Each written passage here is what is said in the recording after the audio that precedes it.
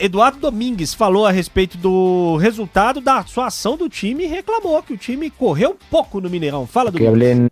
Que hablé en el vestuario que nos tenemos que mirar al espejo y que si no te querés mirar a la cara, no buscar excusas en un compañero, no buscar excusas, que yo no voy a buscar excusas en los jugadores. Seguramente me he equivocado, seguramente en la alineación, en la estrategia, en los cambios, pero tengo una cosa que tengo muy clara, que tenemos que prepararnos mejor. Hoy no jugamos como si fuese una final. Hay que prepararse mejor, si no va a ser difícil. Tenemos que dar la cara, hay que mostrar la cara, poner el pecho, porque este camino recién comienza para conmigo. Y el que no corre no va a jugar. Hoy está muy mostrado, ellos corrieron más. Não. Palavras duras, Amanda, do Eduardo Domingues. Achei a coletiva do Eduardo Domingues dura, segundo jogo só dele como técnico do Atlético, mas se incomodou com a postura do time. Falou que o Atlético não competiu como deveria fazer numa final, falou que quem corre não vai jogar e falou que nem precisava do GPS para ver que o time dele correu menos do que o Cruzeiro no jogo. A mensagem foi passada aos atletas, né? Se era essa a intenção ou não, ele foi firme, mas é pertinente aquilo que ele falou, Grice. Quando você vai para uma final de uma competição, você tem que mostrar postura que seja adequada àquela final. E aí, em termos de criatividade, de construção, de organização, de concentração e de dedicação dentro do campo. Afinal de contas, se você está participando de uma final, você também tem os seus méritos. Ainda que tenha dificuldade, você tem também os seus méritos por estar ali. E o Atlético, como disse ele, correu talvez como se fosse um jogo comum. E não era um jogo comum. Finais, tudo é muito amplificado. Seja para quem ganha, seja para quem perde. Sempre vai ter uma reflexão. Se você consegue uma vitória importante, você tira aquelas lições positivas dessa final, onde você produziu o suficiente para ser campeão, ainda que não tenha sido brilhante. E do outro lado tem quando você perde também, é porque você deixou de fazer alguma coisa.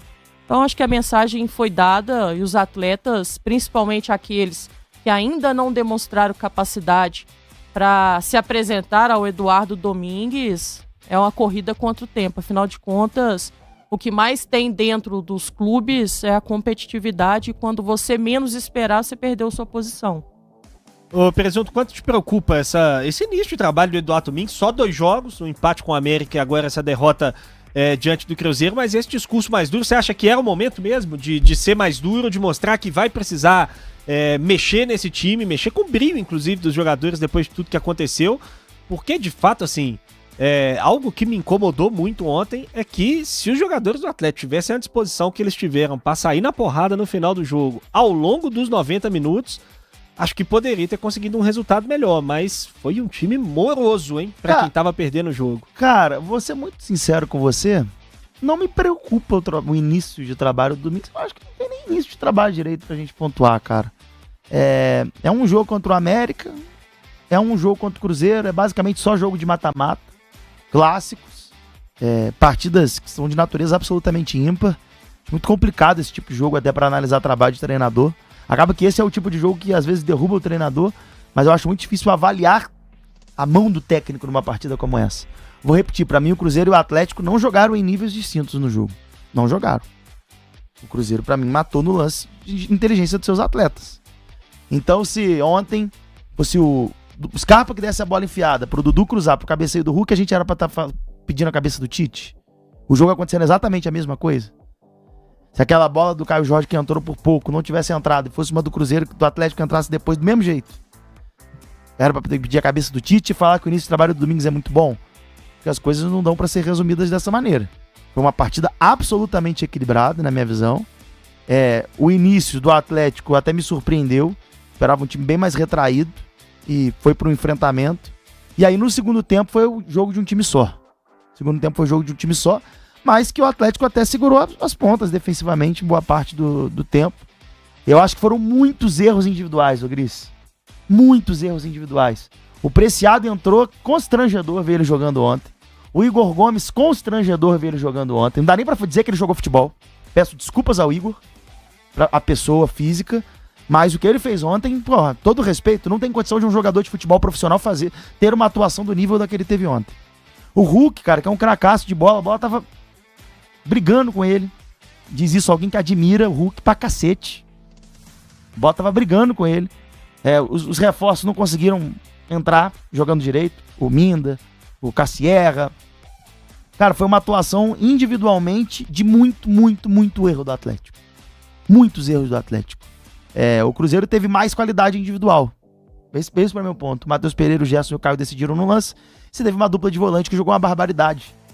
Apesar de um meio de campo absolutamente atrofiado no jogo como um todo. Quando eu digo meio de campo, não o meio de campo do Cruzeiro. Eu digo o meio de campo da partida. O meio tava tumultuado. Mas o Lucas Romero e o Lucas Silva, pra mim o Lucas Silva, inclusive, cara, se bobear, um dos melhores jogadores do Brasil nesse começo de ano. Tá jogando muito. Sou fã dele, a gente do grupo dos homens bonitos, a gente tem que se defender. E o Lucas Silva, gosto demais dele, bom no futebol ele também. E torço muito pelo sucesso dele, que é um rapaz muito bom, é um cara muito do bem. E ama o Cruzeiro. Gosto muito do Lucas mesmo. E tá jogando muito. Ô, E ainda tinha gente pedindo a cabeça dele. Diga.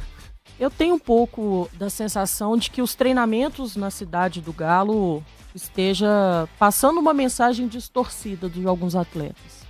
Porque aqui a gente bate na tecla com relação à presença do Scarpa no jogo. Mais uma vez, ele começa no banco de reservas. E aí tem a entrada do Bernard, que pouco produz. Não o suficiente para poder ter uma nova oportunidade como titular. Ou estão treinando muito bem o Bernard, e aí não consegue reproduzir nos treinamentos durante as partidas, porque o nível de exigência, claro, ele vai mudar. E do outro lado tem o Scarpa, que a gente já viu em alguns momentos nos jogos mostrando capacidade para ser o titular, mas que aparentemente alguma coisa acontece nos treinamentos.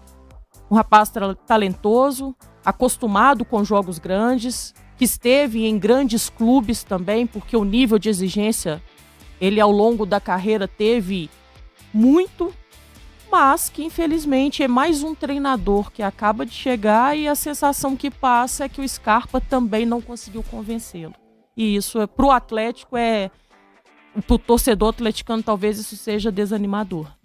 A gente vai precisar falar dessa questão do Scarpa. Ontem me incomodou muito, né? O Scarpa entrar uns 70 minutos de jogo, como volante ainda e tudo mais. Mas na boa, cara. O Scarpa tem que estar toda hora convencendo todo mundo, cara. Não é possível que o Igor Gomes conversa mais que o Scarpa. Não, sim, eu concordo com você. É isso que eu tô falando. Não é isso que eu estou falando. Não é possível, cara. Porque eu já falei um pouco a respeito disso aqui. Não me lembro nem de qual jogador que a gente tava falando no dia. Mas quando todos os treinadores não colocam o cara pra jogar, tem algo que a gente não tá sabendo. E que de fato, porque pra todo mundo o Scarpa tem que ser titular do Atlético, mas pra treinador nenhum parece que ele vai ser titular do Atlético.